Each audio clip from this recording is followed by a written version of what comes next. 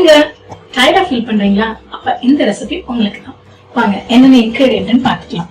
நிலக்கடலை 1 cup, 1/2 cup தேங்காய், ஒரு சின்ன அளவு புளி, ஒரு வரமிளகாய், 10 பல் பூண்டு, இதெல்லாம் நம்ம அரைக்க போறோம்.